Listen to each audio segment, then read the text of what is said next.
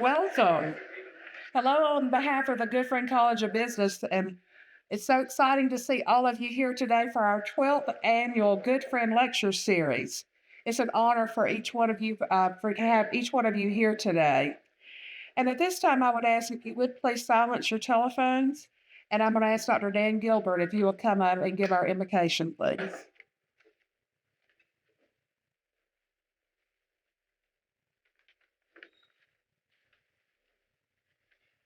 Our Father, we are grateful for many things today, that we are beneficiaries of this important lecture from Mr. Griscom, that our students are able to learn from his experiences and wisdom, and that our students will be better able and equipped to lead in their communities as he has led his nation and in his community.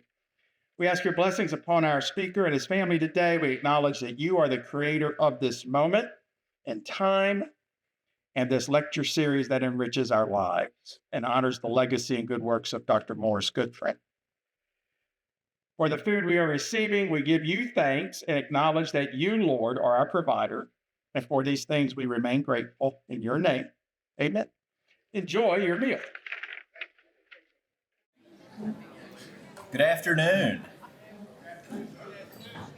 It is terrific to see a packed out house here. Thank you all for being here for an event that I always find to be terrific each year. I do want to start out by recognizing a few of our folks in the room, including several local dignitaries. I saw our county mayor come in.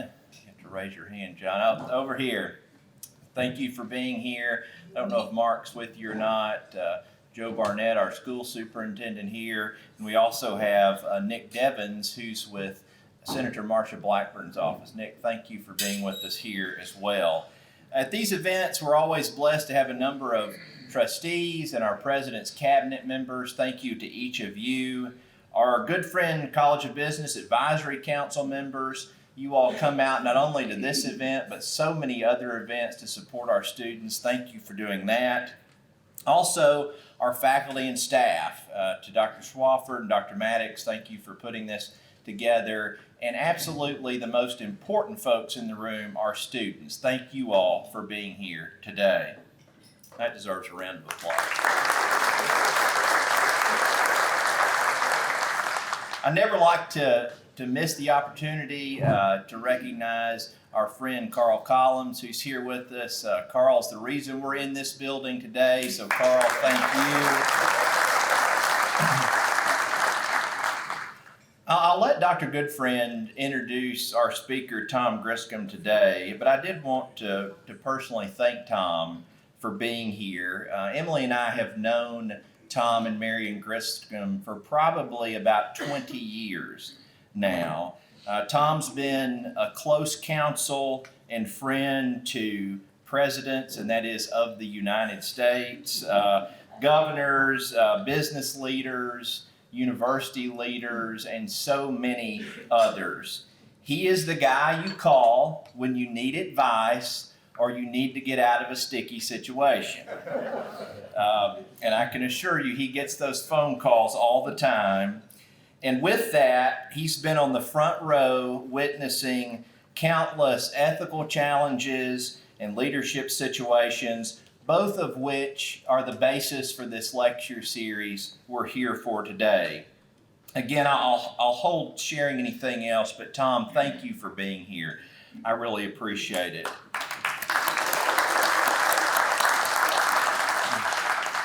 It's also my pleasure to introduce Dr. Bobby Goodfriend, the man that needs no introduction, certainly in this room, the person I get the pleasure of working alongside in a leadership role nearly every single day. Bobby's not only our board chair, but he's also a true partner to me on almost everything we do here.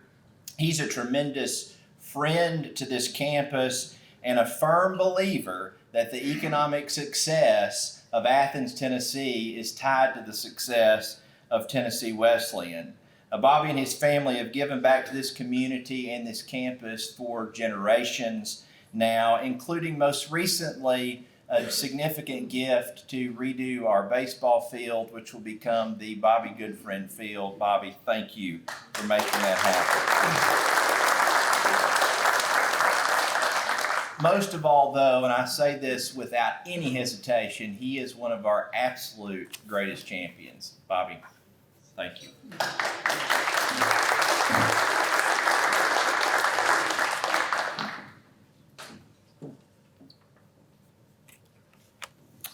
Before I introduce our honored speaker today, I'd like to say a few words about Dr. Morris D. Goodfriend.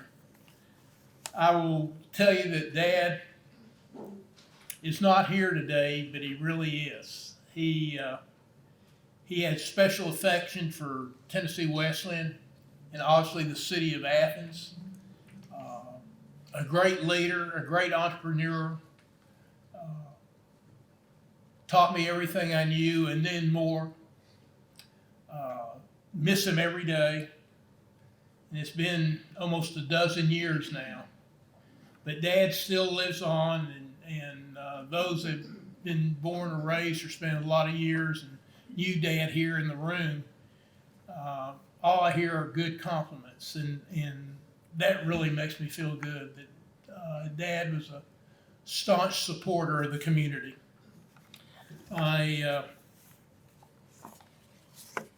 When Dad was running Athens Outlet, I went to him and came back from school in 1972, just a few years ago. And Dad put me to work, and I will tell you this story that my senior year at Babson College in Wellesley, Massachusetts, I was honored to own 6 different businesses on campus because it was an entrepreneurial business school.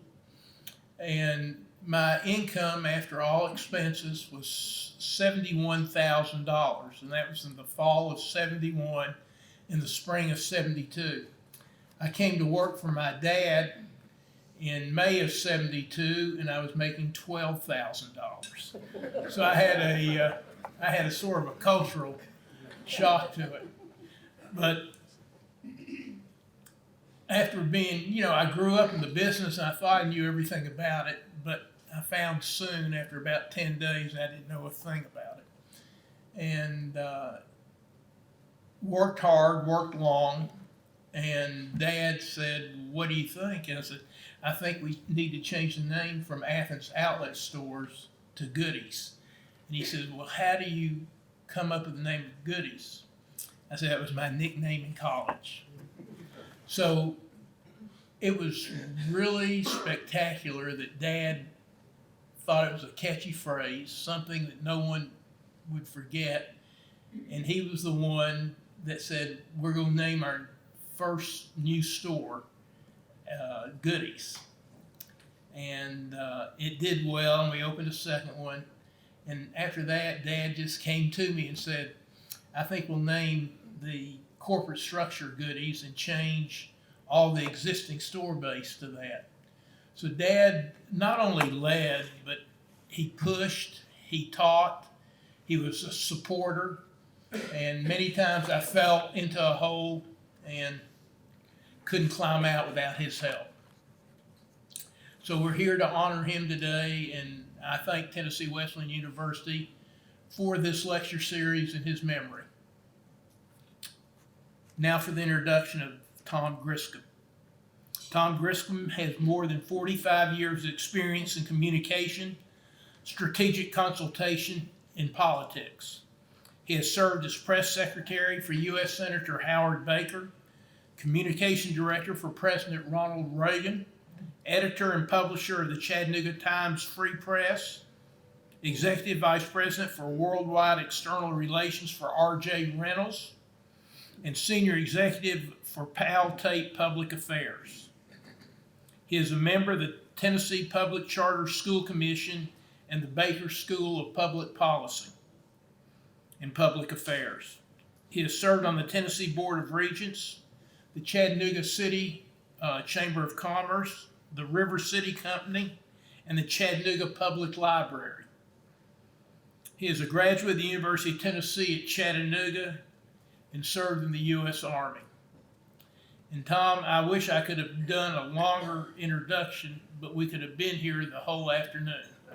We're honored and pleased to have you here today, and I welcome Mr. Tom Griscom.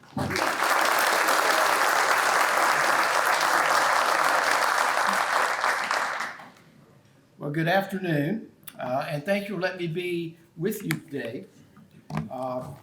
So I'm going to tell you a little bit more that Bob didn't mention about my background, because there's other things that you do in your life that get you to where he gets up and says, I did all these things. So here's two of them. Number one, when I went to work for Senator Baker, it wasn't because I was this great writer, this great thinker, this person he wanted to get all this political advice. I got hired by Senator Baker for one reason. When I got the phone call asking me in 1978 if I would want to go to work for him, he was running for re-election in Tennessee. This was the Panama Canal year. And I was a reporter at the Chattanooga Free Press at that point, so I drove to Huntsville. And this will tell you how courageous I am. So I go in Senator Baker's law office, and his assistant says, well, he's on the phone, he'll be right with you, have a seat. So gets off the phone, says, you can go in now. So I walk in, and Senator Baker says, well, Tommy, that's what he called me, said, is there any question you have for me? Now, this shows you how courageous I am. I said, Senator, I don't have one, but my wife wanted me to ask you something. So if it was terrible, I could say, well, that was Marion, it wasn't me. But so I said, you're getting ready to run for President of the United States, which you did in 1980. And you're in Washington, you are the minority leader, you've got all these people who cover you. Why am I here? I'm just this reporter in Chattanooga. And he said, well, young man, get up, and I'll come around to you. So he did. He walked around, and he stood right nose to nose. He said, because you're the first person I can see eye to eye on the issues. Meaning, I did not get hired because I could do all these great things. I thought I got hired because I was 5'6", and Senator Baker was 5'6.5". And so we went around the country. If you looked at us, I made Senator Baker look tall because I was short. So that's story number one. Story number two is even better. So I covered the Tennessee General Assembly. And at that time, Ned McWhorter was the Speaker of the House. And when bills would come up, they would run them by the press row. You could see them and all this. So there's a bill that came up in the House about naming a state insect. Now, if you look at the Blue Book for Tennessee, you will see there is an official state insect. Senator Ernest Krause from McMinnville was very serious about this. He passed it in the Senate, came over to the House. Bill comes up. My delegation from Chattanooga gets all Twitter. There's an amendment that goes through. Ned McWhorter hits that gavel, it's passed. And then the delegation from my hometown is up applauding. I'm trying to figure out, why do they care about the official state insect of Tennessee? And here's the reason. The amendment substituted me in place of the ladybug beetle. So for a very brief period of time, I was the official state insect of the state of Tennessee. So that's how I got to do all these great things that Bob told you I've done in my life. And I tell you this because you got to be able to laugh at yourself and be comfortable with yourself, who you are. And if you are, then you're going to be able to do some things, and you'll put them in perspective, and life moves on. So I've got like 4 or 5 quick topics, and I'm going to end what I say today talking about the Berlin Wall speech. But first, I'm going to talk about integrity. We went to the White House for one reason. It's because Ronald Reagan was in trouble. Iran-Contra had happened. Nobody had seen him. He'd been in the hospital. And there was this real question about, was he still going to be able to govern? So the first day that we sit down in the cabinet room with the president, Senator Baker's there, A.B. Cobahouse, and me. And by the way, there are 3 of us who are graduates of the University of Tennessee at that point in that Oval Office, well, in that room with Ronald Reagan. So 3 UT graduates. So think about that. We were running the country at that point, we thought. But the question was President Reagan be able to continue serving? And we got through that real quick, and the answer was yes. So we go through this process and think about getting handed a problem that you knew nothing about except what you had read in the media. That's it. And now you're handed this saying, you got to fix this. And the consequence could be if we didn't do it right, we get a president of the United States impeached. So the introduction Bob could have done said, he's the first guy who impeached the president of the United States. You don't want to hear that. But that's the consequences that were sitting there. But we had to work through all this and get to the back end of this political issue and hopefully get Ronald Reagan back, President Reagan back on track. So we went to Columbus, Ohio. We've gone through all the hearings. And think about today, the times we're in today.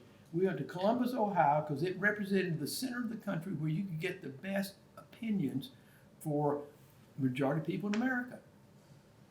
And we took with us 3 or 4 statements that might go into this presidential speech. And we gave people 2 pencils, one red, one blue. We said with the blue pencil, circle things that you think you'd like to hear. With the red one, or scratch through those things you don't ever want to hear.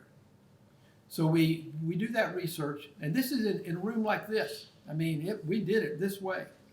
We come back to Washington, and that Sunday, President Reagan comes back from Camp David. And he reads this speech that he's written, 3 legal pages. And he finishes, Senator Baker says, Mr. President, it's a great speech. And at some point you ought to deliver it, but not now. And after President Reagan's out of office, he actually did deliver it. If you go, you can find it. Then Senator Baker turned to me, and I keep my, I'm 39 years old. I'm still 5'6", okay? And here's Ronald Reagan. I've listened to the president sit here and really deliver this speech. He says, Tommy, tell the president what we learned in the focus groups. And so I did. I said, here's what they want to hear. They want to hear that you're in charge. You're responsible. The buck stopped here. Mistakes were made. Take ownership for it. And the country's ready to move on. If you go back and look at the speech, you will find those lines. And it was right. So in future people I've worked with, I have shared that a lot of people in our country are forgiving if you will own up, take responsibility, acknowledge your mistake, and then move on. President Reagan did. And I will have to tell you, when I finished laying that out, all I wanted to do was just go find me a great place to get a shot of Jack Daniels. But we did it. We did this. You also have to realize sometimes your best laid thoughts go awry. At the end of all this, we're trying to get back on track. We have a arms agreement that's been signed between President Reagan and President Gorbachev. We're trying to get it through the Senate. George Bush, H.W., was the vice president, and the presidential campaign was starting to succeed President Reagan.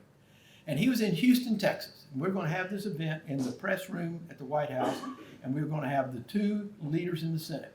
One of them, Bob Byrd, Democrat from West Virginia. The other one, Bob Dole. And Bob Dole was going to run for president against George Bush. So before we did this, I called Vice President Bush's chief of staff, whose wife worked for me, and I said, I want to let you know what we're getting ready to do at the White House. I know the vice president's out of town. If he would like for us to wait, we'll do it this afternoon when he gets back. Craig says, it's fine. Vice president says, go ahead and do it. Don't worry about it. So we did. And as soon as this got done, Senator Baker buzzes me to come to his office. He said, Tommy, we got a little problem. He said, the vice president just called me, and he's not really happy right now. Because he's in Houston, we did this event, and he wasn't here, and he's accused me of trying to take care of my good friend Bob Dole, because they've both been senators at the same time. And he said, I thought you checked this out. I said, I did. He said, well, whatever information you got wasn't right. So the vice president comes back. Senator Baker then buzzes me when he's back in the West Wing, and he says, Vice President wants to see you. So now, George Bush, this tall. I'm still 5'6". So I walk in there, and I'm in the vice president's office, and I said, if I can only sort of explain to him what I had done, you know, that I'd called Craig and all this, I got like 3 words out, and I realized that was the worst thing I could do. I just had to sit there and take it. And this was sort of like, I don't know how many, this was like when my mother got mad at me for doing something bad, and she was, you know, you knew you were in trouble. That's what this was like. And so I just sort of took it and acknowledged what I thought I had done exactly what I was supposed to do, but the person who really mattered, I had not done it right. And so you just sort of have to take that, and life moves on. And so you don't wrestle too long with, why did I get blamed for this? Because I did it right. Nope. Sometimes you just bite the bullet and you take what comes with you. I want to talk about disruptions and disruptors. One of the things I learned as editor of the newspaper from Jody Powell, who had been President Carter's press secretary. Jody used to write hand notes when somebody did something right. And he told me about this. So I'm at the Times Free Press, and we're hiring a lot of young reporters. I mean, we were pretty aggressive. We were really trying to build this paper because we had the only newspaper in Tennessee that was not part of Gannett. And we worked at it. And we got a lot of good young journalists out of the University of Tennessee, University of Georgia, both writers and photographers. So my last night, I'm there, we put the newspaper to bed, and I decided I'm just going to walk around because in our newsroom we had cubicles. And I had taken Joe's advice, and over the 10 plus years I'd been there, wrote these hand notes. I had no idea what happened to them. But I walked around, and I saw them sitting up in these cubicles with a pen here, there, whatever.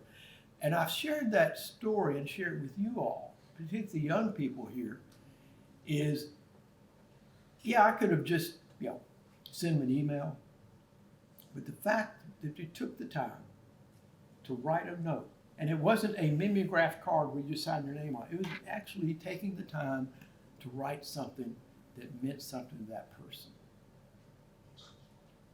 It makes a difference.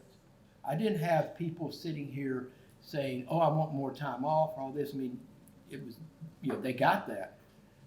But that night, and it just struck me, because like I said, I had no idea if these notes had just been tossed away, but I'm seeing all these notes put up there over a 10-year period.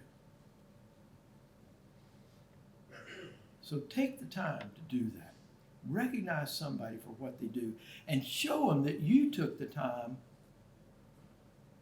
to highlight something that really made a difference and you know what they've done. That's why the mimeograph card is one thing.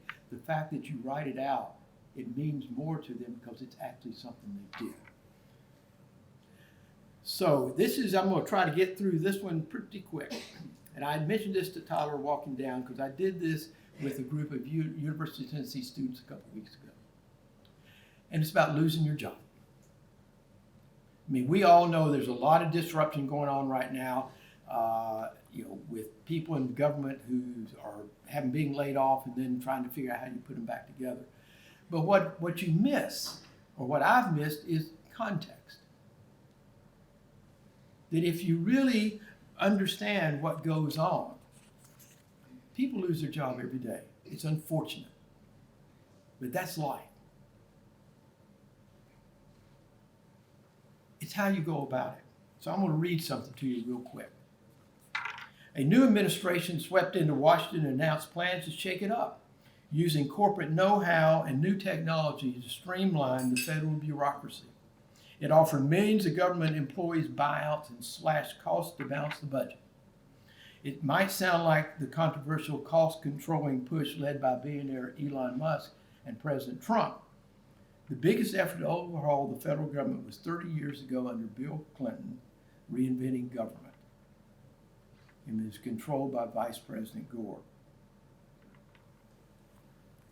I don't find that when I look at these stories and I mean out there that's about content. Help people understand government has seen this before. It's been done before. Now, how you go about it, how you show a little compassion, that makes part of the difference. But when I was at RJR, we went through one of the largest LBOs in this country at the time, the leveraged buyout. The CEO at Reynolds Industries had gone out and put together all these different businesses, and none of them fit together. But he could never get enough. And if he woke up one morning and didn't like this, he would just cast it away. And so whoever worked there was all of a sudden caught in this whirlwind of what's going to happen to me. So there's this bidding war that goes on. KKR buys Reynolds Industries. And R.J. Reynolds was Winston-Salem, North Carolina. That's what it was all about. Fourth and fifth generation people. They had shown up, they had gone in, they run factory jobs, great jobs, really good jobs. But after this happens, KKR figures out we've got so much debt because they use junk bonds. We got to get rid of it. So they start selling things off. And they realize the tobacco, it's surprising, the tobacco side of what Reynolds did was not the main driver. The food products and things really made more of the profit for Reynolds than the tobacco part. So when I was over there, going in the homes of these people, they had the book Barbarians of the Gate on their table, which talked about this, what had happened. You had these families sitting there trying to figure out, what do we do? We don't know anything else other than how to run a machinery in a manufacturing plant. And all of a sudden, these jobs are going away. And just like sort of what happened in Chattanooga when the Clean Air Act happened, and a lot of the heavy industry went away, and Chattanooga sort of struggled with who we're going to be going forward, and we figured it out. Winston-Salem went through the same thing. I mean, this was their big industry, and it went away. And trying to help these people understand why it happened, they said, we just want to work. So I'm back at the newspaper. And we all know sort of what happened, unfortunately, is that newspapers sort of went out of favor as more of the digital and all these other opportunities came up. And Google really began what happened in newspapers because they could pull things together and make it available much quicker than we could. And so I got to lay off people 3 times. People that I had worked with right out of college who had stayed there at that newspaper, and a lot of the people I'd hired. Because we came back to build something. And I told people, I said, you should never hire me to just watch the widgets run. I'm terrible with that. You hire me if you want to do something, want to build something. That's what gets me going and gets ideas that you can put in. But I had to lay people off 3 times. And after the third one, I laid myself off. Because it was time to send a signal that the leadership and what I was being paid needed also to go away. And you need to just rethink the whole process. And so I've been there. I've seen it. Seen real people, how their face and what it means to them. There's a person, and I say this with my friend Bill Kilbright here, named Carvin Marvin. Anybody know who Carvin Marvin is? I see some head shaking.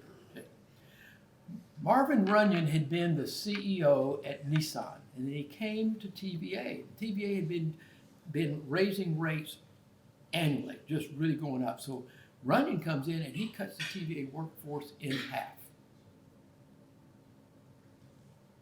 And then he goes on to become Postmaster General for the country. Bill Baxter comes back, and this is a time where a 3-member board was running TVA. It's not like it is today, as Bill knows. But Bill Baxter comes in and he says, well, I'm not going to undo what Marvin did, but I'm going to use a scalpel rather than an axe. And by the way, I need to put so when Al Gore went on the David Letterman show to talk about what he was doing with President Clinton, some of y'all may have seen this. You may remember he had an ashtray sitting there. He got a hammer and he cracked that ashtray on the stage, and all this. I lay that out because, again, part of what my life's been about, the career I've had, is perceptions really matter. So if I run around on a stage with a chainsaw, that says one thing. But if I'm out there talking about scalpels, or even if I take a hammer, bring it, there's got to be a sense of compassion. Having been in Washington, I can promise you, Washington is, the bureaucracy is bloated. One of the great stories is that the bureaucrats would say, when somebody like me, who's a political person, left, we're still going to be here after they're all gone, because this is our job. And so my last day in the White House, the people we had brought in with us, they're out there, and Senator Baker had already left to come back to Tennessee. And it's now we've turned this tide around, and President Reagan's getting ready to do what I would call the farewell tour, and that's fine. But I was not there at the beginning with President Reagan. I worked for Howard Baker when he ran against President Reagan. So I said, so it's time to go someplace else, and we were always going to come back to the South. We wanted to come back to Tennessee, and we were able to do it. But all the other people we brought in, they're standing there and said, Tommy, how can you leave? Oh my gosh, look at this. You're at the White House, you got all this stuff going on. George Bush is going to win. He'll have to keep all of us. And I said, no. I said, President Bush is going to have people he's got to take care of. That's politics. And we all may think that we have done these great things. We did get President Reagan back on track. But the jobs that we're in were not created for us. They are part of how an organization runs. And as soon as this gate clanks behind me, when I walk out here in about 5 minutes, they're already going to be in there taking all my stuff out, putting in the stuff for the person taking my place, and she's going to be in the job. And sure enough, that's what happened. And after President Bush won, then all my friends called me and they said, you were right. And I said, no, I didn't tell you to be right. That's how it works. But sometimes you need to figure out when's the right time to leave. Take that exit and take it with your head up high and feel good about what you did, rather than hanging on for dear life saying, you're going to have to pull me out of here or I'm not going anyplace. The last part on this is Washington loves acronyms. So I liked your goodies story. I know goodies. So think about what the word for what's happening in Washington right now is Doge. I guess I pronounced it right. Well, we created a thing called EBOR. Anybody in this room ever heard the phrase EBOR? Well, I am the master of having created this, and it is all about trying to put stuff together that President Reagan had talked about from the very beginning, about balancing the federal budget and all this. But if you can cast it all together and create this acronym called EBOR, the Economic Bill of Rights. Go look it up. You'll find it. You can Google it. It's there. But it was repackaging this. But everybody loves putting these little handles. So if you hear EBOR, you say, oh, I know what this is now. But we went out and took this around the country during Iran-Contra so we could be talking to his core constituency, his supporters, about things that they really cared about, economic issues. It never was going to pass. None of that, but it was a way to put this together so we had something to talk about, because here's what we had remembered. I think back in Watergate and the pictures of President Nixon sitting in the Oval Office captured with TV sets, watching what was going on in the Watergate hearings. Or I think of President Carter when we had the hostages in Iran and the yellow ribbons around all these trees. And he essentially stopped doing it. He was up for re-election. He said, we're not going to do that. We got a president who needs to be out there to show people he's still in charge, he's still active, his health is okay, and we're going to get through this. And luckily, we did. Leading through actions and words. Senator Baker had some great sayings, and one of them was, and this is a podcast now done by the Baker School, that the other person might be right. And what he meant by that is being an eloquent listener. So think about this. You're sitting there, somebody's talking to you, and you're just dying to, I wish they would just stop it. If they don't, I'm just going to jump in here in a minute because I got something I want to say. Being an eloquent listener says, let them say theirs, because then you hope they're just as responsive to what you want to say. And his father-in-law, Senator Everett Dirksen of Illinois, gave him this piece of advice, said, every now and then, Howard, it's pretty good to have an unspoken thought. You don't always have to have that last word. So before I get to the Berlin Wall, these points. History is a great teacher. That's what I've talked about today with you all. There's nothing I've laid out that isn't out there easy to find, to go back and look at, and to realize the issues we deal with every day, we've seen them before. And you can learn from how to handle it. I told people during this past election when the abortion issue was out there, I said, do you know when this started? I said, it started back in 1980 in that election. So we've been dealing with this issue for over 50 years. But I also had somebody last week who asked me about the process that's used in Washington called reconciliation. I said, we know when it started? I said, no, I said, it started in 1981 with Senator Baker's majority leader, with President Reagan, Jim Baker. That's where it started. Oh my gosh, I thought this had just happened. I said, no, this has been out there since 1981. And the fact that it still works is kind of amazing. So history is great. Go back and look and see and learn. Because we do end up repeating the same mistakes. We really do. Sweat the small things. The details matter. Because there's somebody who cares about that detail.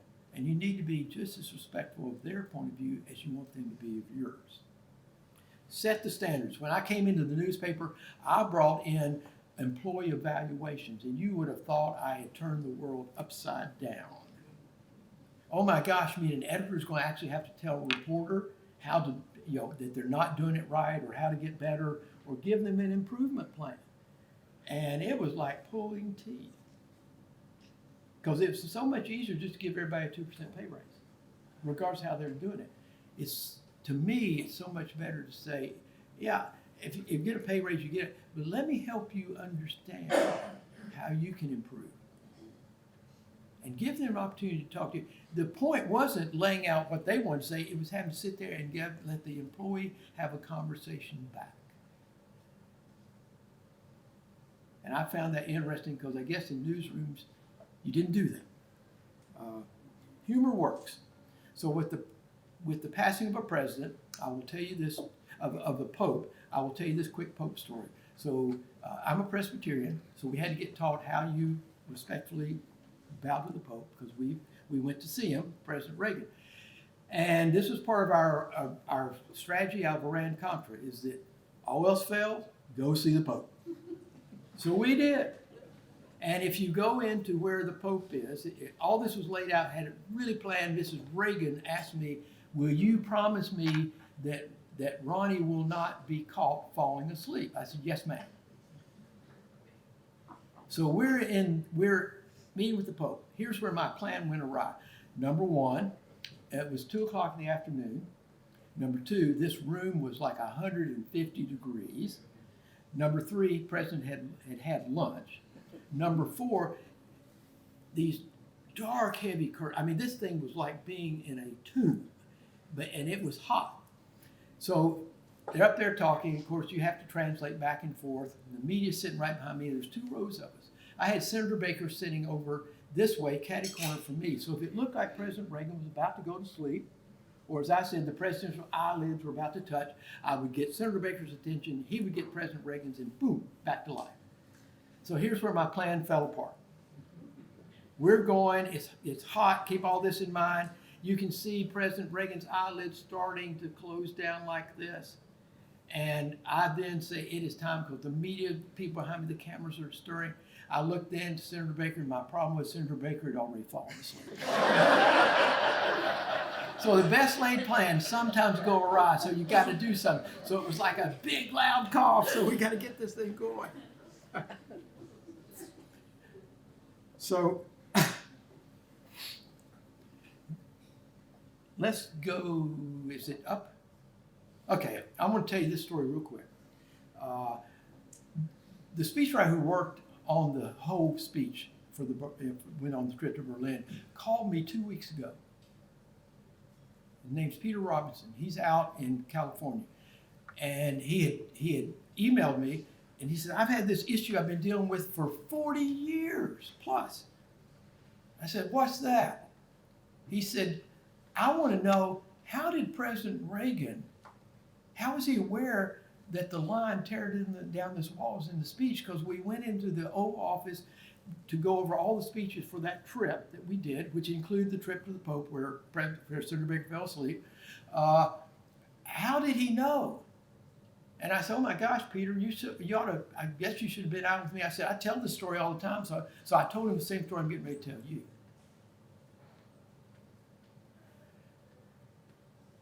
We sent an advance team, Peter was part of that advance team, to Berlin.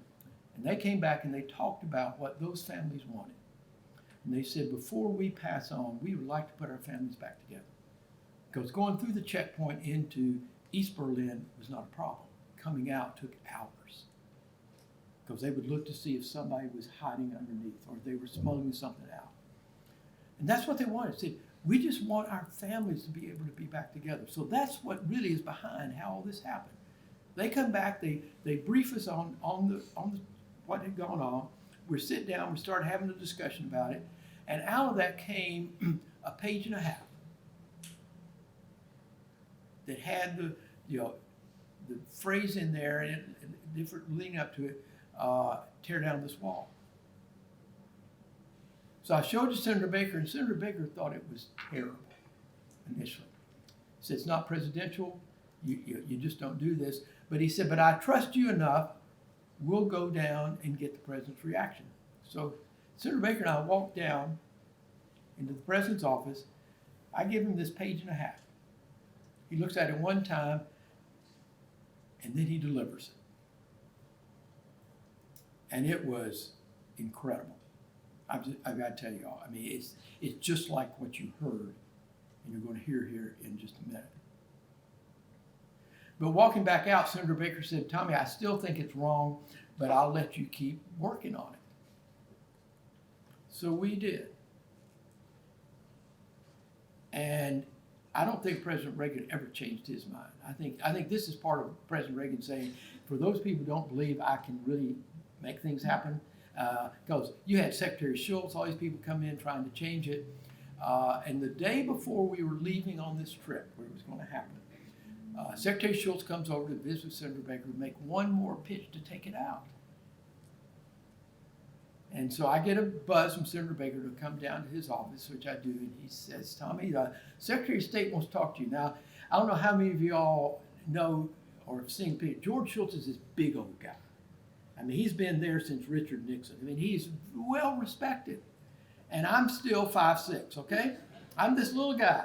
And so George Schultz is sitting there putting his finger like this at me. He says, young man, you're going to ruin everything I have been doing. Not President Reagan, what I've been doing as Secretary of State. He cannot say this. And I said, Mr. Secretary, I have the utmost respect for you, which I did. I said, but I'm going to disagree. Because I've heard this the very first time. And we've worked on it going forward. And I will promise you, this will be what people remember. So we get to Berlin, and I'm standing there. We get to this line. Now, when you see this, it's great for me to, I thought when President Reagan delivered it, it was like there was this time void and just was total silence. Because in my mind, and it's not, when you see this, I thought, oh my gosh, what if George Schultz was right and I really have messed this up?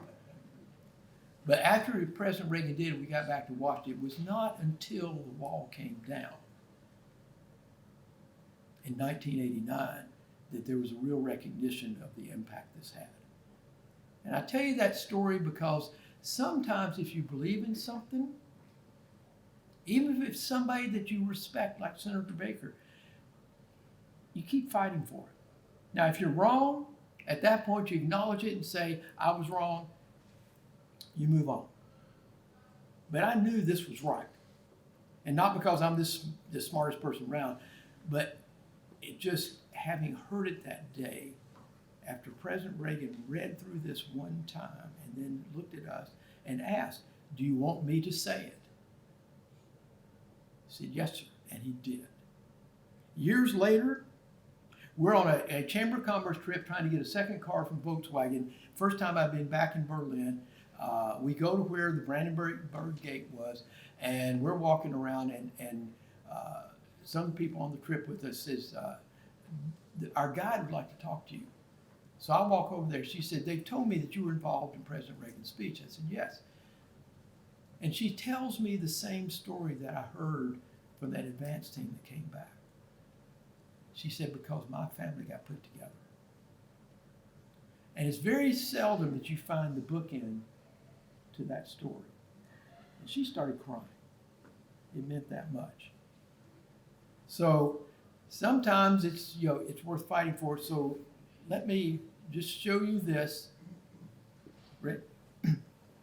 Behind me stands a wall that encircles the three sectors of this city, part of a vast system of barriers that divides the entire continent of Europe. General Secretary Gorbachev, if you seek peace, if you seek prosperity for the Soviet Union and Eastern Europe, if you seek liberalization, come here to this gate. Mr. Gorbachev, open this gate.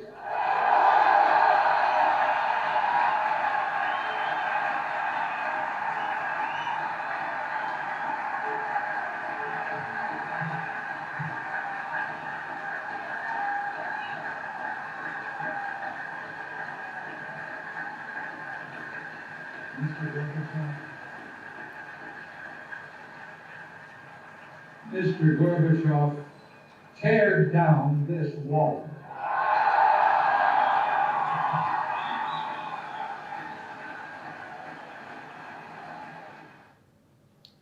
So I end with that because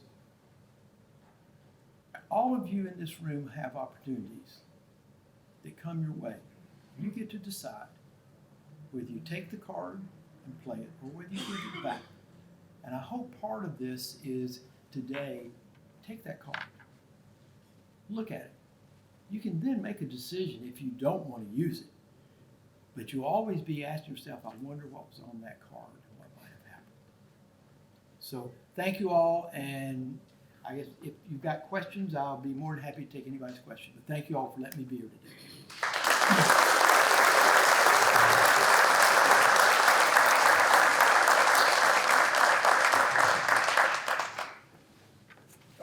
Yes. Please, thank you so much for your comment. And you talked about Chattanooga and the newspaper, your connection with it, and most people don't realize what important impact Chattanooga had on the newspaper industry. Will you talk a little bit about Ruth Hallberg and her impact, please? Yeah. The Chattanooga Times is the parent newspaper of the New York Times. Adolph Ox started the newspaper in Chattanooga before he went to New York. And sort of proud of that. And Ruth Homburg is part of the family.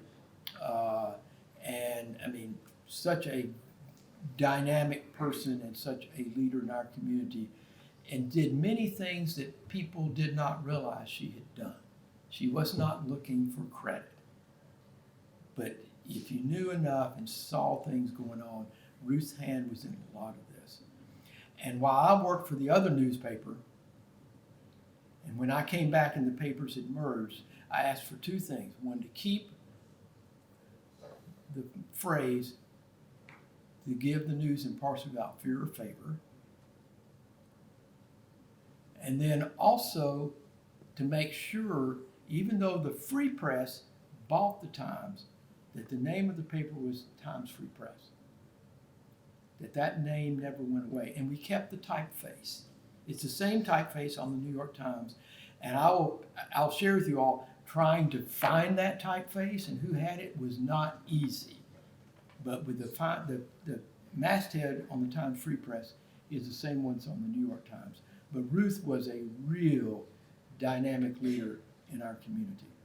And there's so much left there, even though she's passed on, that will never be undone. So thank you for asking, but, and for me, I did say mentors are important, and Ruth Homburg was a mentor for me. So for those of you who are my age, not that many in this room, be a mentor for somebody else, because you know you were mentored.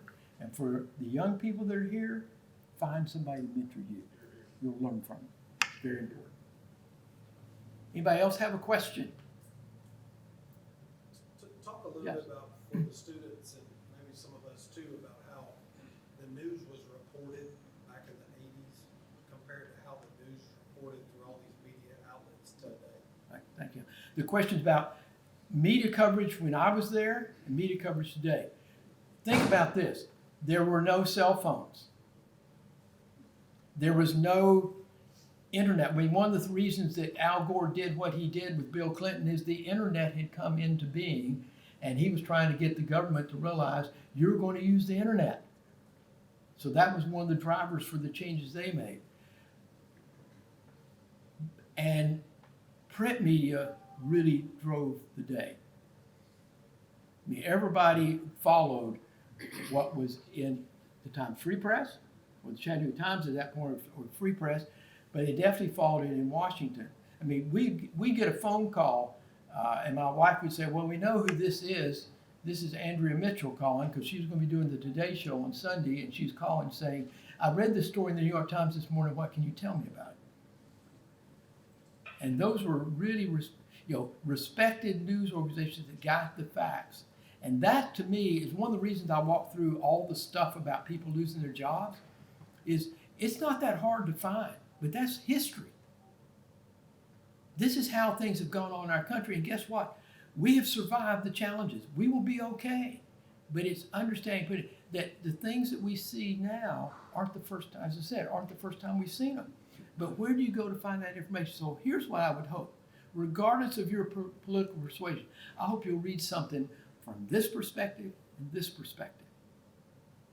And then allow yourself to think through, what do you believe?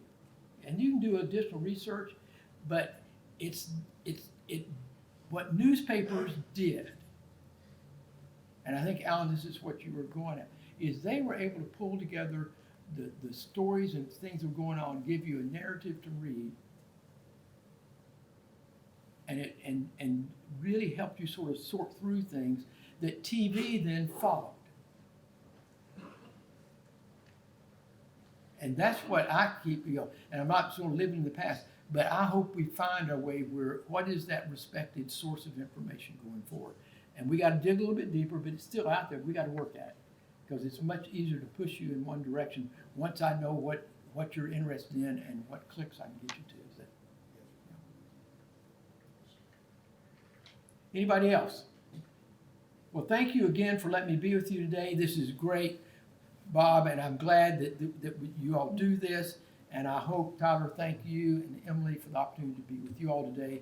And I hope maybe I added a few things that you leave and say, that's kind of interesting. I'm going to think some more about it. So thank you all.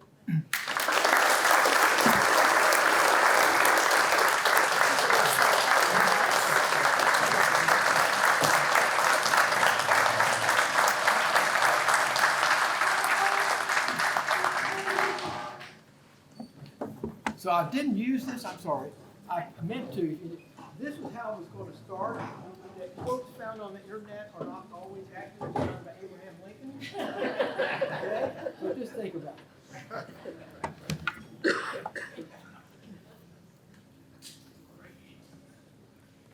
A quick announcement. Students, if you can hang around a little bit for a group photo with Mr. Griscom, that would be great. If you have a 1 o'clock business class, it's okay to be tardy because your faculty members are here. Let me thank the people who always make these events so amazing. Aramark staff, Mike, Lucas, and their team for the great lunch and the great service. Tracy Hennessy from Advancement and Gail Rogers from the President's Office for wrangling the invitations and the RSVP list. And Tom, thank you for just all of this experience and expertise. I know everyone learned something. I learned that I've missed an opportunity to work on political campaigns because I'm only 5'1.5". So if everyone will just travel safely, I think the rain has begun. Thank you. We will see you at our next event. Take care.